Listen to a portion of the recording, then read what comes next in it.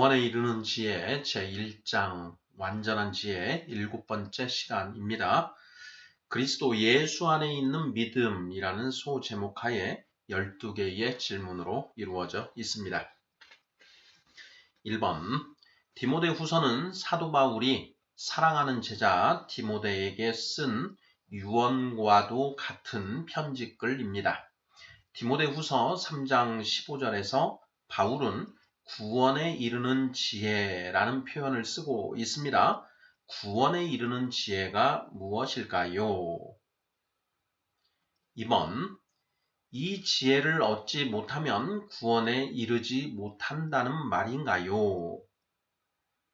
3번, 디모데후서 3장 15절은 구원에 이르는 지혜를 얻는 조건으로 두 가지를 명시하고 있습니다. 무엇과 무엇인가요? 4번, 예수 그리스도 안에 있는 믿음은 어떤 믿음을 말하나요? 순도로 따진다면 순도 몇 %의 믿음일까요?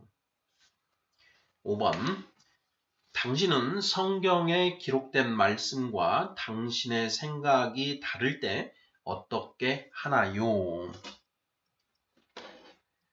6번, 당신의 생각과 달라서 가장 받아들이기 힘든 성경 말씀은 무엇인가요? 7번, 히브리서 4장 2절은 말씀이 어떤 사람에게 유익하지 못한 이유가 무엇이라고 하나요? 8번, 잠언 2장 7절은 하나님이 정직한 자를 위해 무엇을 마련해 두셨다고 하나요? 9번, 하나님이 그것을 어디에 숨겨 두셨을까요? 10번, 잠언 3장 18절은 무엇이 생명나무라고 하나요? 11번, 요한계시록 22장 2절은 생명나무에 몇 가지 종류의 열매가 열린다고 하나요?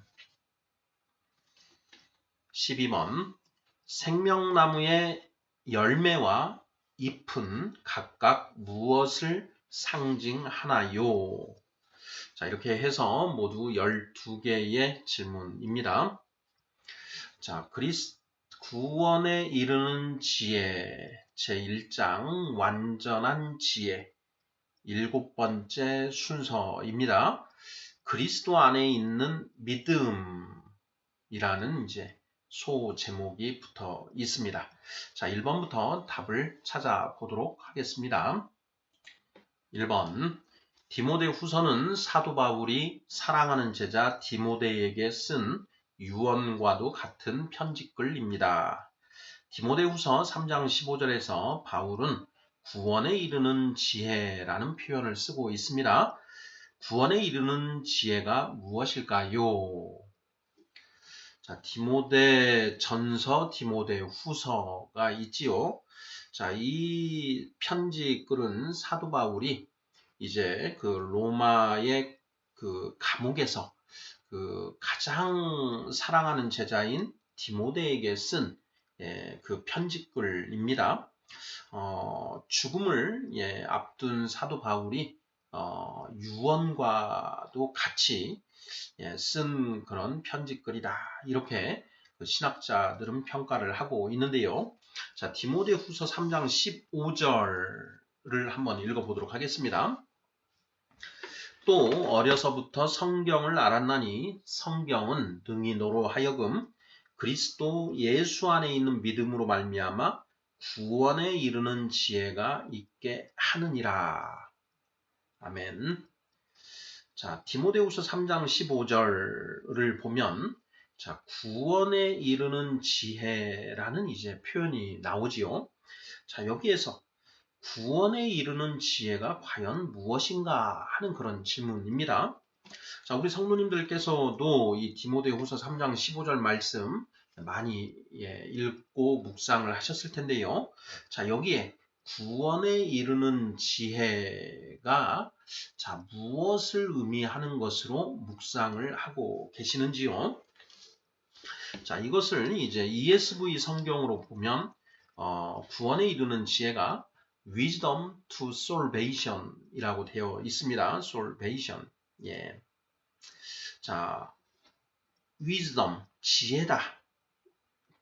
구원으로 가는 지혜다. 이런 의미가 되는 것이죠.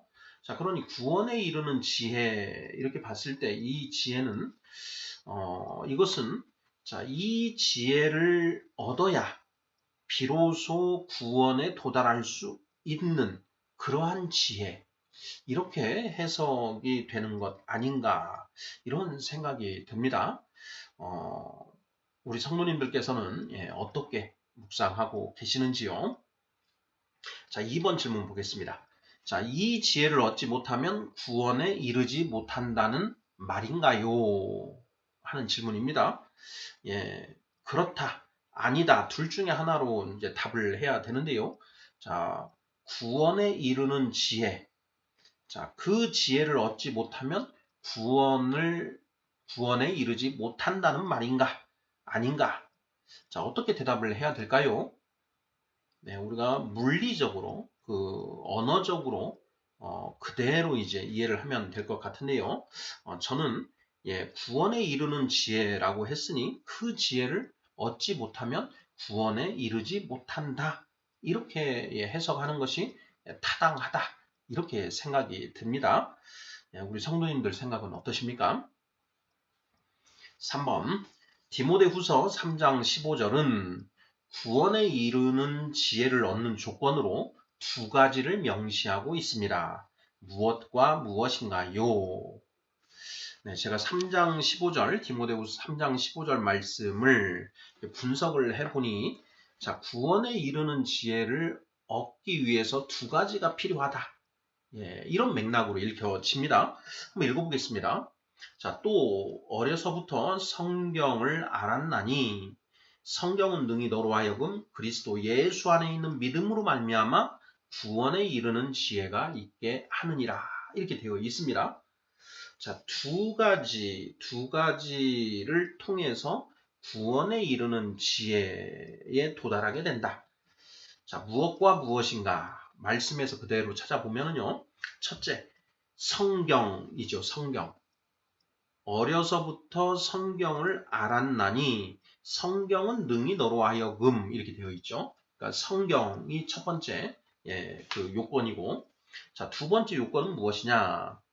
그리스도 예수 안에 있는 믿음으로 말미암아 이렇게 되어 있죠. 그러니까 그리스도 예수 안에 있는 믿음. 자, 성경과 그리스도 예수 안에 있는 믿음, 이 두 가지를 통해서 구원에 이르는 지혜를 얻게 된다. 이렇게 답을 할 수 있겠습니다. 자, 이렇게 답하면 거의 틀리지 않겠죠. 4번 질문입니다. 예수 그리스도 안에 있는 믿음은 어떤 믿음을 말하나요? 순도로 따진다면 순도 몇 %의 믿음일까요? 하는 질문입니다. 자, 구원에 이르는 지혜를 얻기 위해서는 첫째, 성경을 알아야 되고, 둘째, 그리스도 예수 안에 있는 믿음이 있어야 된다. 이렇게 되어 있는데, 자, 여기에서 그리스도 예수 안에 있는 믿음이 도대체 무엇인가 하는 그런 질문입니다. 자, 이 믿음을 순도로 한번 표현을 따져본다라는 것이죠. 자, 그리스도 예수님 안에 있는 믿음은 순도 몇 %의 믿음일까 하는 그런 질문이죠. 자, 무엇에 대한 믿음인가요? 자, 바로 성경 말씀, 하나님의 말씀을 믿는 그 믿음이죠. 자, 순도 몇 %일까요? 그리스도 예수님 안에 있는 믿음은 순도 100%이겠죠. 99.99%도 아니고 100%, 완전한 믿음, 100%의 믿음이다. 이렇게 답을 하면 딱 맞을 것 같습니다. 자, 5번 질문입니다. 자, 당신은 성경에 기록된 말씀과 당신의 생각이 다를 때 어떻게 하나요? 하는 질문입니다. 자, 우리가 성경을 읽다 보면 자, 성경에 기록되어 있는 그 말씀과 내 생각이 좀 이렇게 안 맞을 때가 있다라는 것이죠. 자, 그런 경우에 어떻게 하는가 하는 그런 질문입니다. 저는 이제 그 세 가지 유형으로 한번 생각을 해봤습니다. 자, 첫째, 자기 생각을 버리고 하나님 말씀, 즉 성경 말씀을 기준으로 삼는 사람이 있을 것이다. 예. 그러니까 내 생각과 성경에 기록된 하나님의 말씀이 서로 충돌할 때, 내가 생각하는 것은 똥이고 오직 이 말씀이 진리이기 때문에 내 생각은 버리고 하나님 말씀을 내 그 기준으로 삼는 그런 사람이 있다라는 것이죠. 자, 두 번째, 정반대로 자기 생각을 고집하고 하나님의 말씀이 이건 잘못된 거야. 이건 하나님의 말씀이 아니고 이 성경을 기록한 기자가 잘못 쓴 것 같다.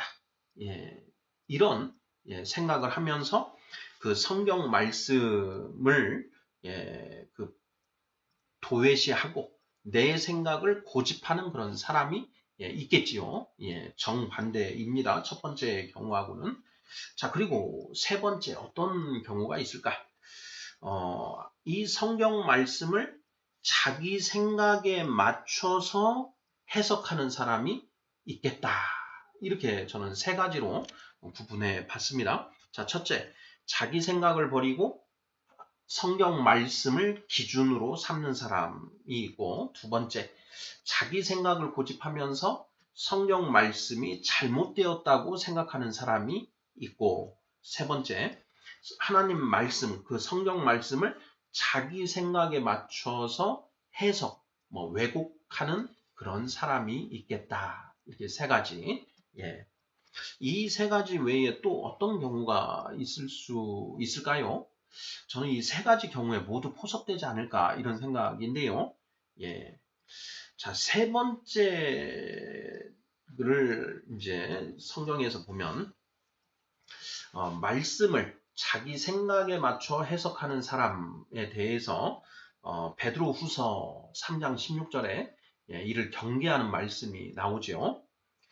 자, 또 그 모든 편지에도 이런 일에 관하여 말하였으되 그 중에 알기 어려운 것이 더러 있으니 무식한 자들과 굳세지 못한 자들이 다른 성경과 같이 그것도 억지로 풀다가 스스로 멸망에 이르느니라 이렇게 되어 있습니다. 자, 베드로 사도가 사도 바울의 그 서신 편지글을 이제 일컬어서 하는 말인데요. 그 사도 바울의 편지 내용 중에 알기 어려운 것이 더러 있다. 자, 그런데 무식한 자들과 굳세지 못한 자들이 다른 성경과 같이 그것도 억지로 풀다가 스스로 멸망에 이르더라. 이렇게 쓰고 있는 것이죠. 자, 성경 말씀을 자기 생각에 맞춰 왜곡하는 사람에 대한 경고가 되는 것이죠. 자기 생각, 성경 말씀을 억지로 풀다가 스스로 멸망에 이른다. 자, 여기에 억지로 이렇게 되어 있는데 이 억지로는 이제 교묘하게 풀다가 이런 의미와 같은 자, 억지로 푼다, 교묘하게 푼다. 말씀을 왜곡하는 것이죠. 자, 말씀을 그 문헌적 의미에 따라서 일단 정확하게 해석을 해야 되고, 그리고 성경 창세기 1장 1절부터 자, 요한계시록 21장 22장 21절까지 통관해서 그 성경을 관통하고 있는 하나님의 뜻에 합당하게 해석을 해야 되는데, 자, 그 말씀을 억지로 교묘하게 이렇게 푸는 경우가 있다. 그렇게 풀면 어떻게 되느냐? 스스로 멸망에 이르게 된다. 이런 내용인 것이지요. 자, 5번 질문. 당신은 성경에 기록된 말씀과 당신의 생각이 다를 때 어떻게 하나요?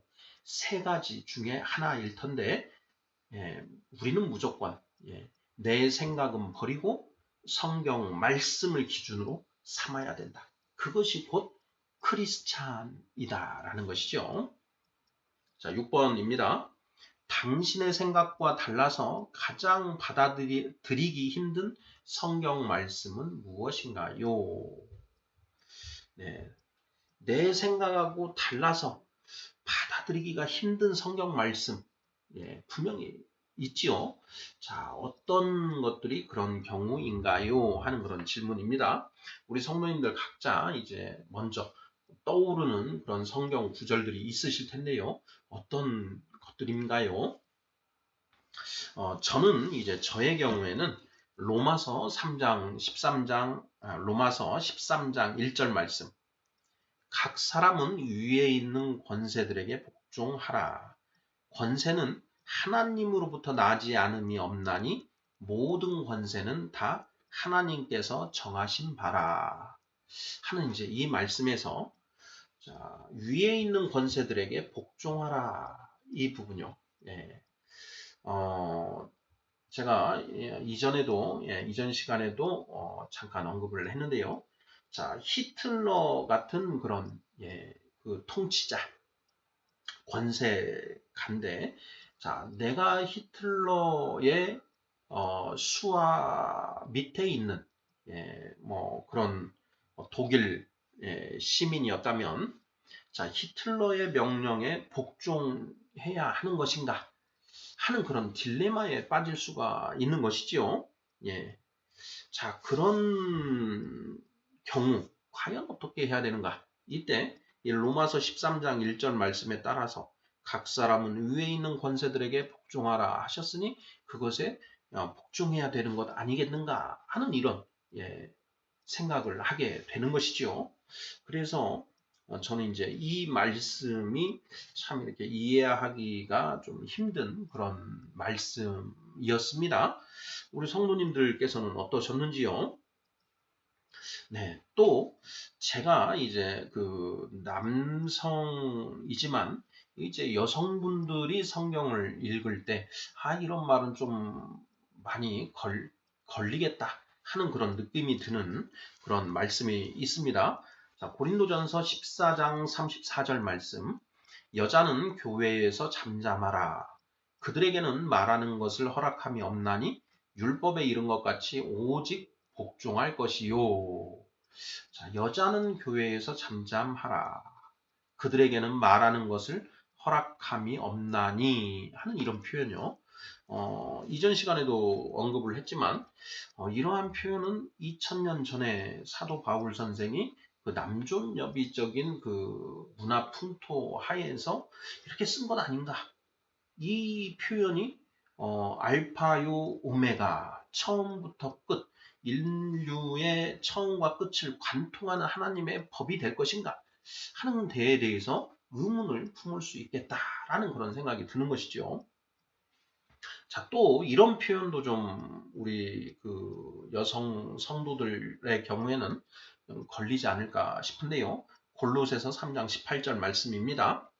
아내들아 남편에게 복종하라. 이는 주 안에서 마땅하니라. 이렇게 되어 있습니다. 아내들아 남편에게 복종하라. 복종. 자, 복종이라는 것은 이유 불문입니다. 무조건 따르는 것이죠. 이유 불문. 예. 자, 아내들아 남편에게 복종하라. 남편이 잘못된 것을 요구할 때 그것에 무조건 따라야만 하는 게 과연 맞는 것인가 하는 그런 이제 의문이 있을 수 있지요. 예. 자, 이런 말씀들을 예로 한번 들어봤는데요. 자, 이런 말씀들이 받아들이기 힘든 성경 말씀이 될 수 있겠다. 이런 생각이 듭니다. 그래서 이런 말씀들을 자, 우리가 온전히 그대로 받아서 그대로 받아서 복종할 수 있어야 되는데 쉽지 않지요. 그래서 이 말씀의 의미도 깊이 연구 묵상을 해서 잘 풀어야만 그 문제가 없을 것이다. 이런 생각이 듭니다. 이 말씀들에 대해서 앞으로 다룰 기회가 있으리라 생각합니다. 자, 다음 7번 문제 보겠습니다. 히브리서 4장 2절은 말씀이 어떤 사람에게 유익하지 못한 이유가 무엇이라고 하나요? 자, 성경 말씀, 하나님의 말씀은 사실 모든 사람에게 은혜로 주신 것이기 때문에 유익한 것이죠. 자, 그런데 이 말씀이 유익하지 못하다. 어떤 사람들에게는 유익하지 못하다. 이렇게 히브리서 4장 2절은 쓰고 있습니다. 읽어보겠습니다. 그들과 같이 우리도 복음 전함을 받은 자이나 들은 바 그 말씀이 그들에게 유익하지 못한 것은 듣는 자가 믿음과 결부시키지 아니함이라. 아멘. 자, 그들에게 그 말씀이 그들에게 유익하지 못한 이유가 무엇이냐? 그것은 그들이 믿음과 결부시키지 아니하기 때문이다. 그 말씀을 믿지 않기 때문에 그들에게 유익하지 않다라는 것이죠.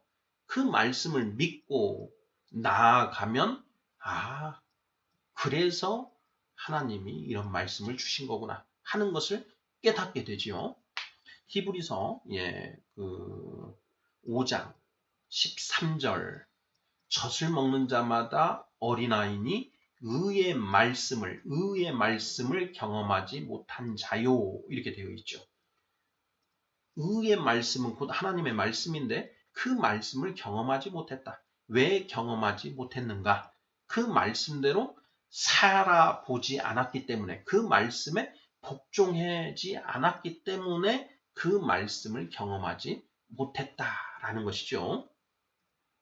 말씀대로 내가 하겠다라고 하는 의지적인 결단이 필요합니다.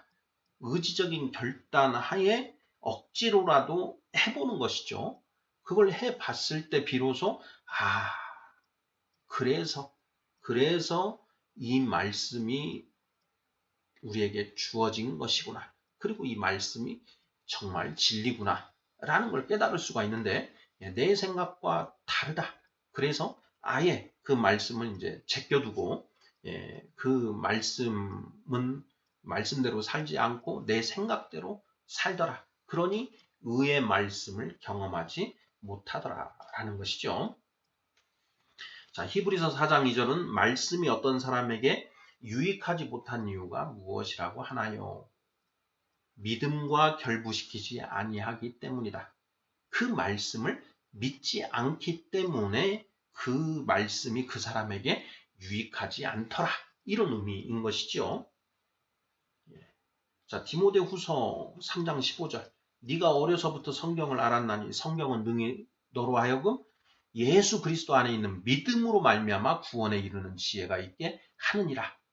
성경 말씀을 100% 믿는 그 믿음으로 그 말씀을 볼 때 비로소 구원에 이르는 지혜를 얻게 된다라는 그런 표현이다라는 것이죠.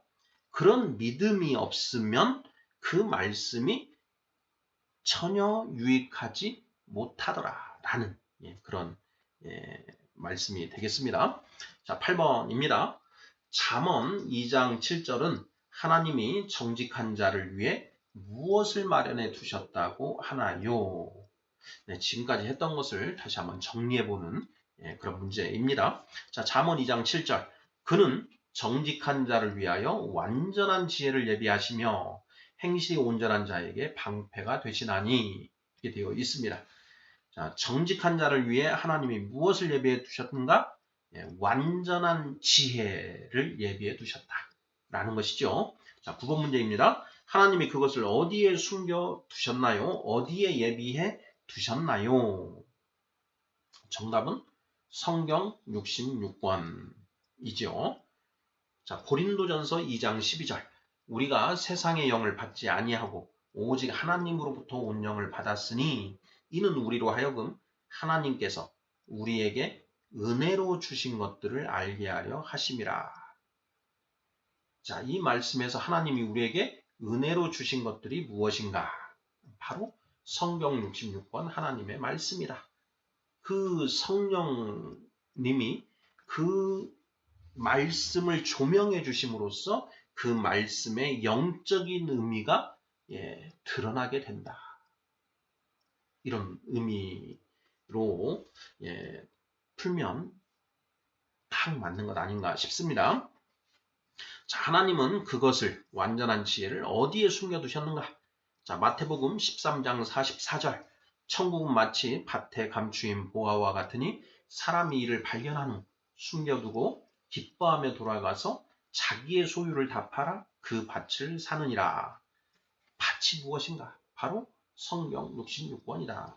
성경 66권 속에 완전한 지혜가 감추어져 있다라는 것이죠. 자기 소유를 다 팔아 그 밭을 산다. 내가 기존에 가지고 있던 내 생각, 가치관, 내 지식 이런 것들을 모두 버리고 오직 성경 66권에 기록된 말씀만으로 다시 나를 채워 넣는 것. 이것이 자기 소유를 다 팔고 그 밭을 사는 것이다. 이렇게 해석을 하면 맞지 않을까 싶습니다. 10번 문제입니다. 잠언 3장 18절은 무엇이 생명나무라고 하나요? 잠언 3장 18절. 지혜는 그 얻은 자에게 생명나무라. 지혜를 가진 자는 복되도다. 지혜가 생명나무다. 그 얻은 자에게. 무엇이 생명나무라고 하나요? 지혜.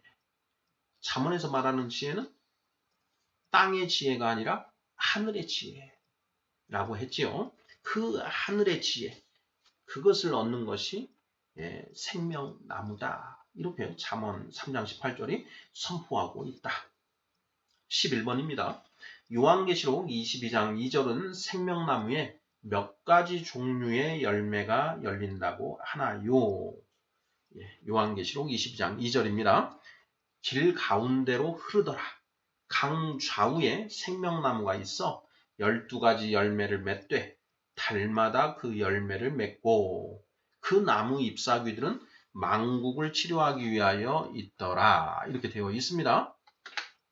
생명나무에 몇 가지 종류의 열매가 열리는가? 12가지 열매가 열린다. 이렇게 되어 있죠. 자, 1년은 12달. 그래서 달마다 열매를 맺는다. 하나씩 번갈아 가면서 그 열매가 맺혀진다. 이런 의미가 아닌가 싶습니다. 자, 마지막 12번 문제입니다. 생명나무의 열매와 잎은 각각 무엇을 상징하나요? 이렇게 되어 있습니다. 자, 생명나무에 잎사귀가 있고 열매가 있겠죠. 자, 잎사귀가 좋은 것입니까? 열매가 좋은 것입니까? 열매가 더 좋은 것이죠. 일단 생명나무의 열매. 생명나무의 열매. 그것은 지혜. 잠언 2장 7절에 완전한 지혜. 디모데후서 3장 15절에 구원에 이르는 지혜. 성경의 핵심 진리가 12가지다. 이렇게 우리가 이해를 하면 맞지 않을까 싶습니다. 자, 어찌됐든 생명나무의 열매는 하나님의 지혜, 그리스도, 하나님의 말씀, 곧 성경, 구원에 이르는 지혜다. 이렇게 성경에 감추어져 있는 완전한 지혜다. 이런 맥락으로 답을 하면 맞지 않을까 싶습니다. 자, 열매는 이렇게 완전한 지혜, 핵심 진리, 구원에 이르는 지혜다. 이렇게 해석을 하면 될 것 같은데, 자, 잎은 그럼 무엇을 말하는가? 잎사귀인데요. 잎사귀는 무엇일까요? 자, 성경 66권 말씀 중에 그 핵심 진리를 제외한 나머지 말씀들이 바로 그 잎사귀에 해당된다. 이렇게 이해를 하면 되지 않을까 싶습니다. 예수님이 떡과 포도주를 이제 말씀을 하시지요. 내 살은 그리고 내 피는 너희는 내 살과 피를 먹으라 이렇게 말씀을 하시고 그 예수님의 살은 떡이고 예수님의 그 피는 포도주 해서 떡과 포도주. 그래서 성찬식에 그 떡과 포도주는 예수님의 그 살과 피, 육신으로 오신 예수님의 살과 피를 상징하면서 또 동시에 그 말씀이신 예수님의 그 말씀, 성경 66권 말씀을 상징한다. 자, 살과 피 중에 더 중요한 것은 피죠. 예, 피가 더 생명과 연결되지요. 성경에서도 피를 중하게 생각합니다. 자, 그러면 이 피는 생명나무에서 열매에 해당하고 살은 잎사귀에 해당한다. 이렇게도 볼 수 있지 않을까 싶습니다. 자, 생명나무의 열매와 잎은 각각 무엇을 상징하나요? 열매는 핵심 진리, 구원에 이르는 지혜, 완전한 지혜, 12가지. 예, 그리고 잎사귀는 잎은 그 핵심 진리를 제외한 나머지 말씀, 그러니까 핵심 진리를 예, 그 담지하고 있는 그런 말씀들 이렇게 이해를 하면 어떨까 싶습니다. 그래서 열매를 맺고 그 나무 잎사귀들은 만국을 치료하기 위하여 있더라 이렇게 되어 있는 것이죠. 성경 66권 말씀 중에 그 어느 한 구절 말씀도 우리가 버릴 수 없지요.